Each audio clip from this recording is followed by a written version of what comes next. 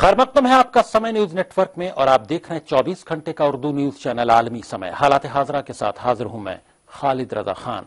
दिल्ली में हुकूमत साजी को लेकर सुगबुगाहट तेज हो गई है। बीजेपी का कहना है कि कांग्रेस और आम आदमी पार्टी के कुछ एमएलए उनके राब्ते में हैं, लेकिन पार्टी के बड़े लीडरों का कहना है कि वो जोड़ तोड़ करके दिल्ली में सरकार नहीं बनाएंगे। वहीं आम आदमी पार्टी दिल्ली में जल्द इंतखाबात को लेकर सदर जमहूरिया से लेकर सुप्रीम कोर्ट तक का दरवाजा खटखटा चुकी है, लेकिन जिस तरह दिल्ली असेंबली को तहलील नहीं किया जा रहा है और दोबारा इंतखाबात में ताखीर से काम लिया जा रहा है, उससे तो एक बात साफ है कि कुछ तो दाल में काला है। इसके अलावा हम बात करेंगे इराक में दाइश के पेशरफ्त की।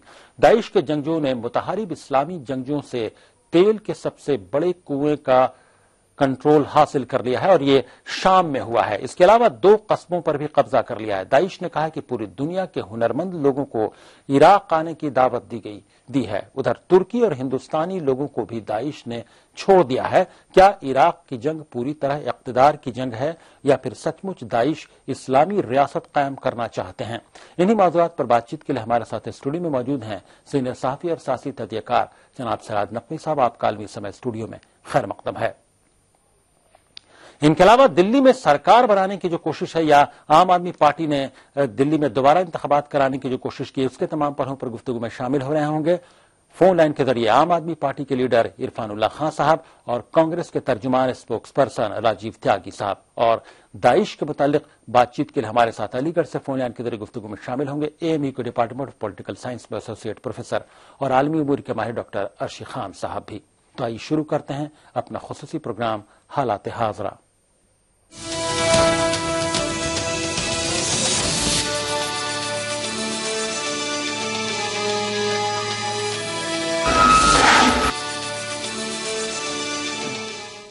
दिल्ली में इंतखाबात कराने की मांग को लेकर सुप्रीम कोर्ट में सुनवाई हुई। आम आदमी पार्टी की अर्जी पर सुनवाई करते हुए सुप्रीम कोर्ट ने दिल्ली में सदर राज हटाकर फौरन असेंबली इंतखाबात कराने की मांग वाली अर्जी को आईनी बेंच को सौंप दिया है। इस अर्जी पर आईनी अदालत 5 अगस्त को फैसला सुनवाई करेगा।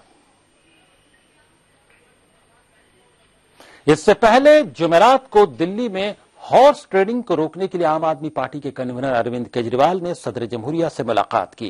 केजरीवाल के साथ उनकी पार्टी के एमएलएज भी थे। केजरीवाल ने सदर प्रणब मुखर्जी से दिल्ली में जल्द से जल्द इंतखाबात कराने का मुतालबा किया है। वहीं कांग्रेस ने भी बीजेपी पर जोड़ तोड़ की सियासत का इल्जाम लगाया है। कांग्रेस लीडर जेपी अग्रवाल ने कहा कि बीजेपी तमाम उसूलों को ताक पर रखकर सिर्फ इक़्तिदार पाना चाहती है। भारतीय जनता पार्टी शाम दाम दंड भेद सारे हथकंडे अपना रही है इस बात के लिए कि वो किसी तरह ताकत में बने रहे। चुनाव में जाने से घबरा भी रहे हैं, उनको लग रहा है उनकी हार निश्चित है और यही कारण है कि उन्होंने तोड़ फोड़ की राजनीति और लालच देने की राजनीति, पैसा पर कोई टूट के आ जाए वो तलवे चाटने के बराबर है जो काम भारतीय जनता पार्टी इस समय दिल्ली में कर रखा है। आपको लगता है सर महंगाई सारे आदर्श इनके धरे रह गए, जो दुनिया के सामने अपना चरित्र पेश करते थे वो सारा सबके सामने आ गया। हमारे साथ गुफ्तगू में तीनों मेहमान शामिल हैं। स्टूडियो में मौजूद हैं सीनियर सहाफ़ी और सियासी तजज़ियाकार सिराज नकवी साहब, और फोन लाइन के जरिए गुफ्तगू में शामिल हैं कांग्रेस के तर्जुमान स्पोक्स पर्सन राजीव त्यागी साहब और आम आदमी पार्टी के लीडर इरफानुल्लाह खान साहब। राजीव त्यागी साहब, आपसे बातचीत की शुरुआत करते हैं। क्या लगता है राजीव त्यागी साहब, क्या आपकी पार्टी भी दिल्ली में दोबारा जल्द से जल्द चुनाव कराने की मांग कर रही है? आपको क्या लगता है, किस बुनियाद पर आप मुतालबा कर रहे हैं कि दोबारा चुनाव कराया जाए? देखिए, मेरा ये मानना है कांग्रेस पार्टी की तरफ से कि कांग्रेस पार्टी चुनाव के लिए पूर्णतः तैयार है। ये भारतीय जनता पार्टी को अभी डिसीजन लेना है कि वो चुनाव कब चाहती है दिल्ली में, नंबर 1। नंबर 2, मैं इसमें कहना चाहूंगा कि किसी सदी में किसी भी देश को चलाने के लिए जो आइन होता है, आइन सबसे महत्वपूर्ण होता है। जी जी। अगर आइन को आप देखें तो आइन जो कहता है उस हिसाब से भारतीय जनता पार्टी को करना चाहिए, लेकिन भारतीय जनता पार्टी की दिक्कत ये है कि भारतीय जनता पार्टी आइन को मानती नहीं है। और सबसे बड़ी दिक्कत ये है कि भारतीय जनता पार्टी राजनीति के जो कायदे कानून होते हैं उनको तोड़ करके आगे बढ़ना चाहती है। जिस तरह से आम आदमी पार्टी के कुछ विधायकों को भारतीय जनता पार्टी तोड़ना चाह रही थी, जिस तरह से वो अपनी परिभाषा अपने आप गढ़ लेती है संविधान की, तो ये बहुत बड़ी चिंता का विषय है। जी। मैं तो ये कहना चाहूंगा कि ये भारतीय जनता पार्टी डिसाइड करे, केंद्र में उनकी सरकार है और गवर्नर राज कर रहे हैं दिल्ली में। जो दिल्ली हमने छोड़ी थी, जिस दिल्ली पर हमने 15 साल हम लोगों ने सेवा की दिल्ली की, और दिल्ली को विकसित, सुरक्षित और सुंदर बनाने का काम किया, जी, उस दिल्ली को भारतीय जनता पार्टी के राज ने, आम आदमी पार्टी के राज ने जिस तरह से दूषित कर दिया है, वो चिंता का विषय। जी, यानी आप कह रहे हैं कि दिल्ली दूषित हो गई है, इसलिए अब जल्द से जल्द चुनाव होना चाहिए ताकि फिर से माहौल ठीक हो, और आप इसके लिए तैयार भी हैं। आम आदमी पार्टी के लीडर इरफानुल्लाह खान साहब हमारे साथ फोन लाइन के जरिए बातचीत में शामिल। इरफानुल्लाह खान साहब, आपकी पार्टी किन बुनियादों पर चाहती है कि दोबारा जल्द से जल्द इंतखाबात कराए जाएं? क्या आपको लगता है कि जिस तरह से बीजेपी की हुकूमत मरकज में बनने के बाद बीजेपी महंगाई को कंट्रोल नहीं कर रही, तमाम फ्रंट पर तकरीबन कामयाब नजर नहीं आ रही है, क्या उसका फायदा मिलेगा? इस वजह से चुनाव कराने चाहिए जल्द से जल्द? नहीं, हम लोग इसलिए बिल्कुल नहीं चाह रहे हैं। हमारी सरकार उस वक्त थी और उस वक्त उसको भंग करने के लिए लेफ्टिनेंट गवर्नर को कहा गया था, और ये सिफारिश थी हुकूमत की, उस वक्त आम आदमी पार्टी गवर्नमेंट की, कि इसको भंग कर दिया जाए, तहलील कर दिया जाए, उसके बाद चुनाव कराए जाए।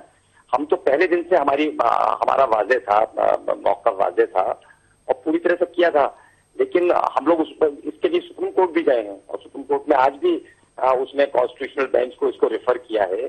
तो हमारा तो नुक्ता नजर यही है कि इसमें इलेक्शन होने चाहिए। इसमें सबसे बड़ी गलती ये रही कि कांग्रेस जिस वक्त सरकार में थी और सेंट्रल गवर्नमेंट थी उनकी, उस वक्त थोड़ा तहलील करना चाहिए था। जब लेफ्टिनेंट गवर्नर ने उनसे पूछा था होम मिनिस्ट्री से, सुप्रीम कोर्ट ने बार बार उन्हें नोटिस दिया है कि बताइए सरकार बन सकती है या नहीं बन सकती है। उस वक्त उनका मौकफ क्लियर नहीं था। उसी की वजह है कि आज उनके एमएलए टूट में हैं, उनके एमएलए खुलकर कह रहे हैं कि अगर हम चले जाएंगे तो क्या बुरा है, और पार्टी कहीं कोई अंकुश नहीं लगा रही है उन पर। हमारी पार्टी का अगर किसी एमएलए से कोई बात करता है और हमारी पार्टी के एमएलए हमें बताते हैं, तो हम तो उसकी शिकायत कल जाकर हमने प्रेसिडेंट ऑफ इंडिया से की है जी। उसकी हम उसको बाकायदा बाहर ला रहे हैं कि इस तरह से हमारे। जी, आप जो बात कर रहे हैं मैं वही उसी का जवाब जानना चाहूंगा राजीव त्यागी साहब से, कांग्रेस के स्पोक्स पर्सन। राजीव त्यागी साहब, आपको क्या लगता है, वाकई जो बात इरफानुल्लाह खान साहब करेंगे, आपके चंद एमएलए की बात हमेशा कहीं ना कहीं से मीडिया में दबे जुबान आती रहती है कि वो बीजेपी उनके राब्ते में है, बीजेपी में वो जा रहे हैं, बीजेपी उनसे मिलकर उनको मिलाकर सरकार बना लेगी। क्या उन पर आप किसी तरह का अंकुश या किसी तरह की रोक नहीं लगा रहे हैं? किसके एमएलए जा रहे हैं? आप कांग्रेस के एमएलए के बारे में दिन रात खबरें आती रहती हैं कि बीजेपी उनके राब्ते में है। अगर राब्ते में है, उनसे कांटेक्ट करने की कोशिश कर रहे हैं तो उन पर लगाम लगा। मेरे पास तो कोई ऐसी खबर है नहीं जो खबर आप मुझे दे रहे हैं। मैं तो आपसे सिर्फ इतना कहना चाहूंगा कि भारतीय जनता पार्टी ये डिसाइड करे अपने एमएलए से पूछ के क्या उसके एमएलए चुनाव चाहते हैं नहीं चाहते हैं, संविधान क्या कहता है, आइन क्या कहता है, ये बहुत महत्वपूर्ण है। जी। तो इन सब चीजों पे डिसीजन लेने का जो अख्तियार है वो भारतीय जनता पार्टी का नंबर 1। नंबर 2 मैं कहना चाहूंगा कि आम आदमी पार्टी का जो फुल फॉर्म है वो एक्यूजिंग एब्यूजिंग मैडनेस पार्टी है। वो किसी पे कोई भी आरोप लगा सकती है, किसी को किसी भी हद तक गाली दे सकती है और किसी भी पागलपंती की हद तक जा सकती है आम आदमी पार्टी। और आम आदमी पार्टी का शीर्ष नेतृत्व स्वीकार कर चुका है कि वो अराजक लोग बाग हैं। तो ऐसे अराजकता वाले बयान वही लोग बाग दे सकते हैं। और भारतीय जनता पार्टी का आपको पता ही है कि भारतीय जनता पार्टी चाहे आइन हो चाहे वो देश की जनता हो, वो लोगों को बेवकूफ बना करके राज करना चाहते हैं। और जिस तरह से अभी आपने देखा भी होगा कि 30 दिन के अंदर अंदर मीडिया हाउसेज जिस तरह से मोदी जी के क्रिटिकल हुए, उनकी आलोचना कर रहे हैं। ये देश के पहले प्रधानमंत्री हैं जिनको 30 दिन में आलोचना का शिकार होना पड़ा मीडिया की। जी। तो ये भारतीय जनता पार्टी डिसाइड करे। हम लोग अगर चुनाव होते तो चुनाव लड़ेंगे, चुनाव नहीं होते तो भारतीय जनता पार्टी को डिसाइड करना है कि दिल्ली को कैसे चलाना है। जी, कैसे चलाना है। इरफानुल्लाह खान साहब, राजीव त्यागी साहब बोल रहे हैं कि आपकी पूरी पार्टी अराजकता कहीं ना कहीं से एरारकिस्ट लोगों की जमात हो गई है। आपके जो ऊपर के सबसे नेता हैं वो भी एरारकिज्म की बात करते हैं। क्या लगता है आपको, ऐसे में हुकूमत कैसे चलेगी? और यही नतीजा है कि दिल्ली में हुकूमत नहीं चल पाई आप लोगों की। नहीं, देखिए, तो खैर उनका अपना मौकफ है। अब ये जो पिछले 1 महीने से जिस तरह से ये हुड़दंग चल रही है पूरे दिल्ली में महंगाई के खिलाफ, उसे वो अराजकता कह रहे होंगे। हम भी यही कर रहे थे पहले, और हम यही कह रहे थे धन्ने की पार्टी यही है, ये एहतजाज की पार्टी है, ये सिर्फ एहतजाज करते हैं। तो ये सब चीजें चलने वाली नहीं है।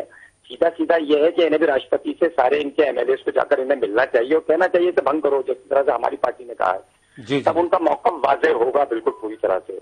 जी ये अखबारों में कुछ कहते हैं, कोर्ट में एफिडेविट कुछ देते हैं, लेफ्टिनेंट गवर्नर से कुछ बात करते हैं, ये बात अभी तक वजाहत नहीं है। ये सिर्फ कांग्रेस और बीजेपी का खेल चल रहा है।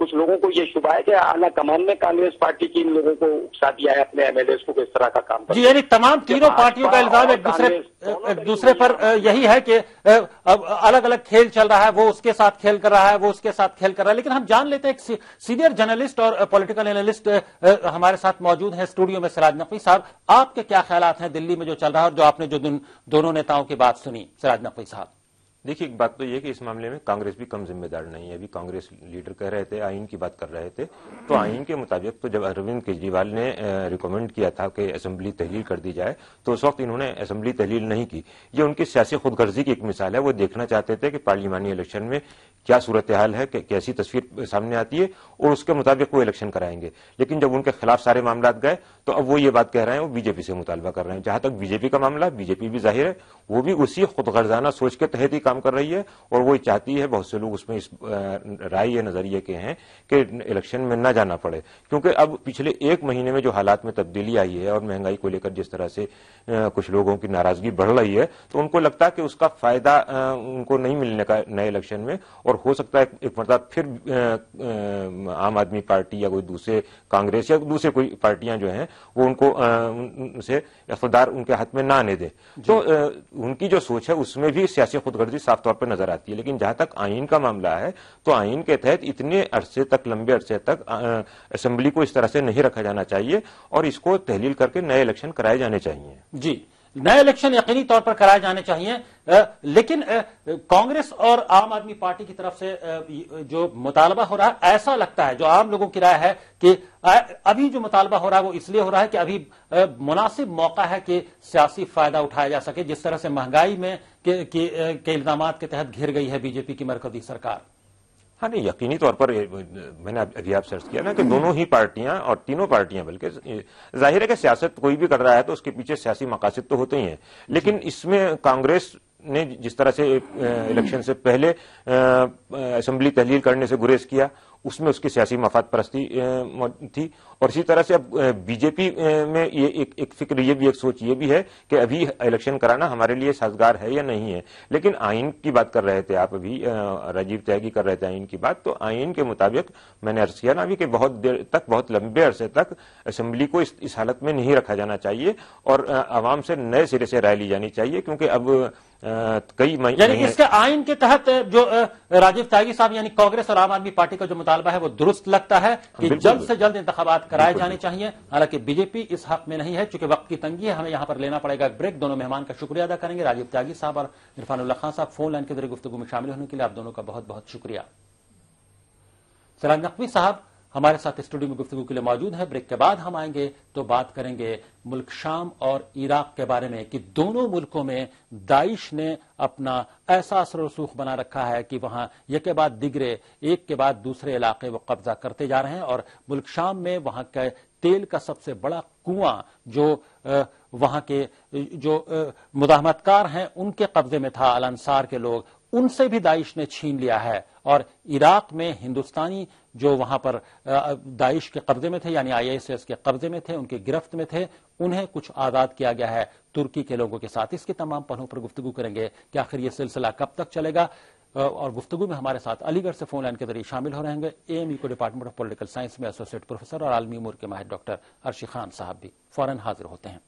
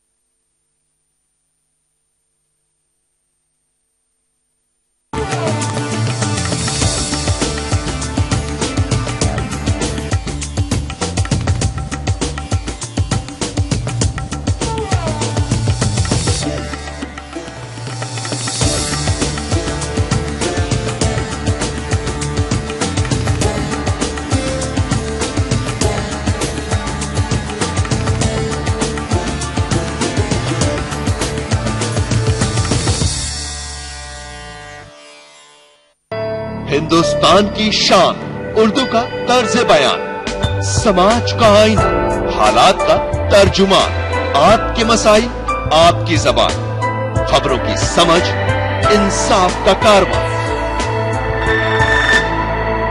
आलमी समय, सच की पहचान।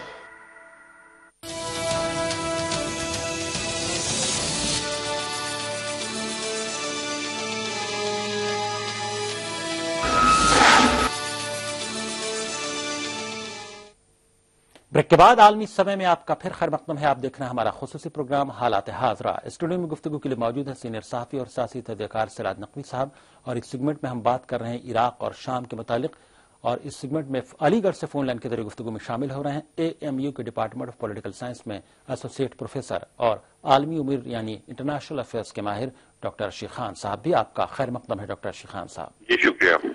मुल्क शाम में दाइश यानी ISIS के जंगजुओं ने मुतहारिब इस्लामी जंगजुओं से तेल के सबसे बड़े कुएं का कंट्रोल हासिल कर लिया है।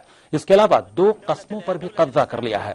बरतानिया में कायम शामी ऑब्जर्वेटरी बराए इंसानी हुकूक ने इत्तला दी है कि दाइश यानी ISIS ने अलकायदा से वाबस्ता ग्रुप अल अंसार से अल उमर ऑयल फील्ड का कंट्रोल संभाल लिया है। इंटरनेट पर एक वीडियो अपलोड की गई है जिसमें स्याह लिबास में मलबूस जंगजुओं को तेल के कुएं के दरवाजे पर खड़ा हुआ देखा जा सकता है। एक जंगजू कह रहा है कि उन्हें अल नुसरा महाज की जानिब से किसी किस्म की मुजाहमत का सामना नहीं करना पड़ा और उन्होंने इस ऑयल फील्ड पर कब्जा कर लिया है। अल नुसरा महाज ने नवंबर में शामी फौज से लड़ाई के बाद इस तेल के कुएं पर कब्जा कर लिया था और वो इससे 10,000 बैरल यौमिया तेल निकालता रहता है, जबकि इसकी यौमिया तेल पैदावारी सलाहियत 75,000 बैरल है।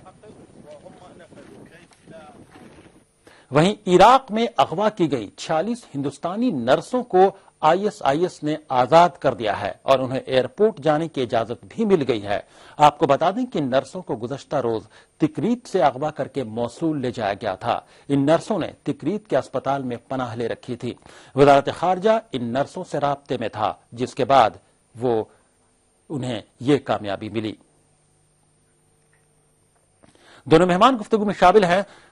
डॉक्टर अरशी खान साहब, आपसे गुफ्तगू की शुरुआत करेंगे। क्या लगता है आपको, जिस तरह से दाइश शाम में और इराक में दोनों में एक तरह की एक्टिविटीज उनकी चल रही हैं, वहां शाम में सबसे बड़ा जो तेल का कुआं है वो कब्जा कर लिया है उस पर, और वो भी अल नुसरा के लोगों से जो मुतहारिब धड़े हैं, जंगजू हैं जो वहां जंग लड़ रहे हैं। क्या लगता है आपको शाम और इराक में, शाम में जो जंग चल रही है, क्या आपको लगता है कि क्या उसमें ऐसा नहीं लग रहा है कि जो बागी हैं वो अपने मकसद से भटक गए हैं?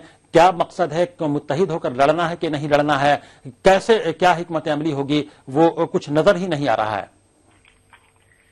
नहीं, ये तो जो अभी न्यूज है कि उन्होंने कब्जा कर लिया है, लेकिन कब तक वो अपने कब्जे को वहां पे बना के रखेंगे, इसलिए कि अगर आप दमस्कस की सिचुएशन देखें तो वहां पे दमिश्क की सिक्योरिटी काफी स्ट्रांग हो गई है और वो किस हद तक वहां पे अपने स्ट्रांग होल्ड को रखेंगे इसके बारे में नहीं कहा जा सकता। लेकिन ये आमतौर पे कहा गया है कि नॉर्थ और नॉर्थ ईस्ट का जो एरिया है, जो आपके अपर बेल्ट है, वो आपके शाम से गुजरता हुआ, इराक से गुजरता हुआ सऊदी अरबिया तक जाके मिलता है, तो उस एरिया में उन्होंने अपने दखल को काफी मजबूत किया है, अपने इसको मजबूत किया है। लेकिन अल नुसरा की जो बात है, आप जानते हैं कि पहले वो अल नुसरा में उन्होंने अपने आप को मर्ज किया था, इसलिए कि ISIS की जो बुनियाद है वो 2012 की है खास करके। अब वो भी बुनियाद इनकी जो है शाम में पड़ी। उसके बाद फिर जनवरी 2014 से इन्होंने अपनी एक्टिविटी शुरू कर दी आपके इराक में। लेकिन जब इन्होंने अपने आप को वहां पे बढ़ाया तो अल नुसरा से इन्होंने दोस्ती की, अल नुसरा से ये मर्ज कर गए, और जब अल नुसरा के बारे में इनको बहुत सारी चीजें पता चली तो खुद उन्हीं को मारा इन्होंने। और जो जो टेरिटरीज अल नुसरा फ्रंट के हाथ में थी, वही टेरिटरीज आज के डेट में आपके दाइश या ISIS के पास में है। तो ये बेसिकली इनका जो टेरर टैक्टिक्स है, ये काफी होशियार लोग हैं, इनके पास बड़े आपके मॉडर्न वेपन्स हैं, हाईटेक वेपन्स हैं इनके पास बहुत। देखिए, इनकी जो वीडियो जो पोस्ट की गई थी आपकी 29 तारीख को, और 29 तारीख को जो अबू बकर अल बगदादी साहब है उनका भी जो CV है उसको पोस्ट किया गया था। इनका जो वीडियो बनाया गया है ये वीडियो बहुत ही हाई क्वालिटी का है। उसके बाद जो है, तो ये सब जो हाई क्वालिटी के जो वीडियोज हैं जो ये पेस्ट कर रहे हैं या पोस्ट कर रहे हैं, اور اس کے علاوہ جو انفارمیشن کے پاس کہ آسٹریلیا کے لوگ اور خاص کر کے برٹن کے 500 نوجوان وہاں پہ لڑ رہے ہیں، تو انہیں کس کنٹری کا ویزا ملا؟ اس لیے کسی کنٹری میں آئے ہوں گے اور کسی کنٹری کے ذریعے گئے ہوں گے، یا تو وہ ٹرکی ہے یا جارڈن ہے۔ جی یقیناً یہ سوال تو ہے کہ کون لوگ بیکنگ کر رہے ہیں، کن کی پشت پناہی حاصل ہے، انہیں پیسے ہتھیار کہاں سے مل رہے ہیں؟ آخر کئی بار جو مغربی ممالک ہیں ان پر الزام لگ رہا ہے، سعودی عرب پر الزام لگ رہا ہے، لیکن یہ واضح نہیں ہو پا رہا ہے کہ حقیقتاً وہ ہے کیا، کیونکہ ISIS کے لوگ سعودی عرب کو بھی اگلا نشانہ بنانے کی بات کہتے ہوئے نظر آئے، ایسی باتیں میڈیا میں آئیں، کچھ سمجھ بڑا کنفیوژن ہے عام لوگوں میں دنیا کے۔ دیکھیے یہ کنفیوژن جو ہے اسی سے فائدہ ہوتا ہے، اس لیے کہ آپ جانتے ہیں کہ القاعدہ کے بارے میں بھی یہی کنفیوژن تھا۔ یہ کہا جاتا ہے کہ 3rd جنریشن آف القاعدہ، یہ پہلا جنریشن تو آپ کے بن لادن صاحب کے زمانے کا گزرا، دوسرا میری آواز سن رہے ہیں آپ؟ جی جی۔ اور دوسرا جو تھا وہ ابو مصعب الزرقاوی کے بارے میں تھا، جن کو 2006 میں مار دیا گیا۔ اب یہ تیسرا جو ہے یہ ابو بکر البغدادی، جس کا بیسیکلی جو نام ہے، اس کا نام ہے یہ ابراہیم عواد ابراہیم البدری، اور یہ بھی صحیح نام ہے یا نہیں ہے کہ نہیں کہا جا سکتا۔ اس کے بارے میں یہ کہ 2005 میں ان کو قید کیا گیا، خاص کر کے عراق میں، اور امریکن فورسز نے قید کیا۔ 2009 میں ان کو ریلیز کیا گیا۔ تمام سیکریٹس ان کے جو ہے امریکہ کے پاس میں موجود ہے، اور یہ آدمی کی شکل ابھی تک کے بالکل کلیئر نہیں ہے۔ یہ لوگ منہ پہ پٹی باندھے رہتے ہیں، تو یہ ایسے لوگ اسلام کو ریپرزینٹ کرنا یا خلافت کی بات کرنا یا اسلامک اسٹیٹ کی بات کرنا، یہ بالکل لوگوں کو گمراہ کرنے کے، بلکہ میں یہ سمجھتا ہوں کہ یہ ایک انٹرنیشنل لیول پہ ایک ٹرانسنیشنل جہادزم کو پروموٹ کرنے کی کوشش کی گئی ہے کہ کسی نہ کسی طریقے سے مسلمانوں کو، خاص کر کے سنیوں کو بدنام کیا جائے، اسی کے کور کے تحت۔ اور یہ پورا اس کا سازش ہے، یہ لمبا کھیل ان کا نہیں چل پائے گا، اور خاص کر کے جو ویسٹرن میڈیا ہے ان کے ذریعے ان کا سائبر جو رائز ہے وہ زیادہ ہو رہا ہے، ادروائز وہ طاقت ان کے پاس نہیں ہے جس کے جی یقینی طور پر جس طرح سے ان کی خبریں میڈیا میں آ رہی ہیں، جس طرح سے ان کی ویڈیو اپلوڈز کی جا رہی ہیں، جس طرح سے ان کے پاس ہتھیار ہیں اور ڈالرز کافی تعداد میں ہیں ان کے پاس، ایسا لگتا ہے کہ یقینی طور پر ان کو کہیں بہت زبردست ان کی پشت پناہی ہو رہی ہے، اور ہائی ٹیک تمام جو چیزیں ہیں، ٹیکنالوجیز ان کے پاس موجود ہیں، ان کی بیکنگ ہے۔ آپ فون لائن پر بنے رہیے، ڈاکٹر ارشی خان صاحب اسٹوڈیو میں موجود ہیں سراج نقوی صاحب۔ سراج نقوی صاحب، داعش کی جو کاروائیاں ہیں یقینی طور پر نہیں، اس سے پوری دنیا میں کنفیوژن ہے، کون لوگ ہیں، ان کا کیا مقصد ہے، کیونکہ یہ ان کا مقصد بھی سمجھ میں نہیں آ رہا، جہاں سے جن پر بیکنگ کا الزام لگ رہا ہے وہ انہی پر پھر حملہ کرنے کی بات کر رہے ہیں۔ آخر جو عراق کے حالات ہیں کیسے کنٹرول میں آئیں گے؟ حالانکہ نوری المالکی نے کچھ لچیلاپن ضرور دکھایا ہے کہ جب ان سے عالمی برادری نے کہا، ان سے گزارش کی کہ انہیں کچھ لچیلاپن دکھانا چاہیے، اس کے باوجود کیا حل ہوتا نظر آتا ہے مسئلہ وہاں پر؟ فوری طور پر تو کوئی مجھے اس کا حل نہیں نظر آتا، لیکن اس میں کوئی شک نہیں کہ نوری المالکی کو ابھی مزید لچیلاپن دکھانا چاہیے، اس کا مظاہرہ کرنا چاہیے۔ جہاں تک ان کی آپ بات کر رہے ہیں تو اس میں تو کوئی شک نہیں کہ یہ تنظیم ہو یا اس سے پہلے طالبان ہو یا القاعدہ ہو، یہ سب مغرب کے پروردہ ہیں، اور بالآخر ہوتا یہی ہے کہ مغرب کے پروردہ ہونے کے باوجود جب ان کے اپنے مفادات سامنے آتے ہیں تو یہ مغرب کے بھی خلاف بیانات دینے لگتے ہیں، ان کے خلاف بھی کارروائیاں شروع ہو جاتی ہیں۔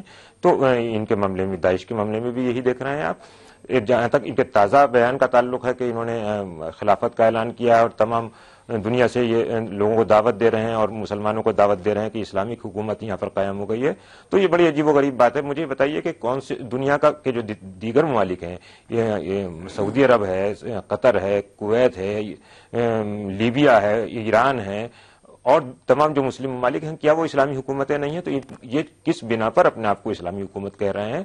اور ابھی جو فرما رہے تھے پروفیسر صاحب، ڈاکٹر ارشی خان صاحب، اس سے میں پوری طرح متفق ہوں کہ یہ سنیوں کو بھی بدنام کرنے کی کوشش کر رہے ہیں۔ ان لوگوں کا تعلق اسلام سے نہیں ہے، ان لوگوں کا تعلق سنیوں سے نہیں ہے، کسی دوسرے گروپ سے نہیں ہے، یہ پوری طرح سے گمراہ گروپ ہے اور مسلمانوں کو اور عالم اسلام کو بدنام کرنے کی کوشش کر رہا ہے اسلامی حکومت کے نام پر۔ جی ایسا لگتا ہے یہ جو ISIS ہے ان لوگوں کے ہاتھ میں کھیل رہا ہے جو یقینی طور پر اسلام مخالف لوگ ہیں، اسلام مخالف طاقتیں ہیں۔ ڈاکٹر ارشی خان صاحب اس پر کیا بولیں گے؟ ISIS کے لوگوں نے چند ہندوستانیوں کو، کئی ممالک کے لوگوں کو کسی نہ کسی طور پر ان کا اغوا کیا، ان کو اپنے قبضے میں رکھا ہوا تھا۔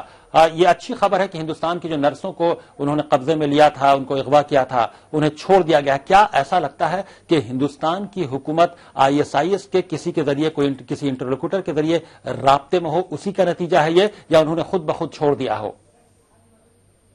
دیکھیے، ان کی بالکل سوچی سمجھی سازش تھی، اس لیے کہ ان کے پیچھے دماغ کوئی اور ہے. وہ تو ایک معمولی سے لوگ ہیں اور بدخل لوگ ہیں، لیکن ان کے پیچھے بہت بڑا دماغ کام کر رہا ہے. اس میں ہندوستان کے، خاص کر کے ہندوستان کے لوگوں کو پکڑا گیا. اس کے پہلے جو ہے ترکی کے لوگوں کو پکڑا گیا. آپ جانتے ہیں کہ پورے مڈل ایسٹ میں ترکی کی بڑی امپورٹنٹ پوزیشن ہے. اسی طرح سے ساؤتھ ایشیا میں ہندوستان کی بہت بڑی پوزیشن ہے. ترکیوں میں جو ہے، ترکی میں آپ کے ایردوان صاحب کی حکومت ہے، یہاں پہ بھاجپا کی حکومت آئی ہے. تو ان تمام چیزوں سے جو ہے ایک نیا دೃಷ್ಟಿಕೋನ مل رہا تھا کہ کسی نہ کسی طرح کے ہندوستان کی حکومت کو بھی اینٹی سنی جو ہے یہاں پہ لایا جائے، اس طرح کی بات یہاں کے پرائم منسٹر بولیں. تو یہ بھی ایک تھا، لیکن ہندوستان کے لوگوں کو پکڑنا پھر چھوڑ دینا، یہ بالکل پبلسٹی یہ چاہتے تھے اور ان کو پبلسٹی اس میں ملی. دوسرا ان کا مقصد یہ بھی تھا کہ ہندوستان کو اس میں الجھایا جائے، اس لیے کہ آپ جانتے تھے کہ کچھ لوگ ہندوستان سے یہ کہہ رہے تھے کہ ہندوستان وہاں پہ جائے، بمبنگ کرے وغیرہ وغیرہ. تو ہندوستان کو الجھانے کی بھی کوشش تھی، اس لیے کہ ہندوستان میں زیادہ تر جو مسلمان ہیں، بالکل زیادہ تر کیا مطلب میں یہ کہوں گا کہ 99 جی، یعنی ISIS کا جو ٹارگٹ ہے وہ تمام پورے خطے میں، چاہے ہم ساؤتھ ایشیا کی بات کریں یا پورے ہم عرب خطے کی بات کریں، تمام ممالک کو کسی نہ کسی طور پر الجھانے کی کوشش ہے اور تمام ممالک کو کسی نہ کسی طور پر نشانہ بنانے کی بھی کوشش ہے. جس طرح کی دھمکیاں بھی ISIS کی جانب سے آئی تھیں کہ اس میں ہندوستان، چند ممالک کے ساتھ ساتھ ہندوستان کو بھی دھمکی تھی. یقینی طور پر بہت محتاط رہنے کی ضرورت ہے. اور جس طرح سے ISIS کا رویہ ہے یا جو ان کی کارکردگی سامنے آ رہی ہے، ایسا لگتا ہے کہ وہ ان کا نہ اسلام سے، نہ سنیوں سے یا نہ کسی فرقے طبقے سے تعلق ہے. وہ کہیں نہ کہیں سے اسلام مخالف، جو اسلام دشمن ہیں، ان کے ہاتھوں میں کھیل رہے ہیں. بہت بہت شکریہ ڈاکٹر ارشد خان صاحب فون لائن کے ذریعے گفتگو میں شامل ہونے کے لیے. سراج نقوی صاحب، آپ کا بھی اسٹوڈیو میں تشریف لانے کے لیے اور حالات حاضرہ میں شامل ہونے کے لیے بہت بہت شکریہ. ناظرین، حالات حاضرہ میں ابھی بس اتنا ہی. آپ عالمی سمے کو انٹرنیٹ پر بھی دیکھ سکتے ہیں. لاگ آن کریں www.samelive.com. فی الحال خالد رضا کو دیجیے اجازت، مگر آپ دیکھتے رہیے عالمی سمے.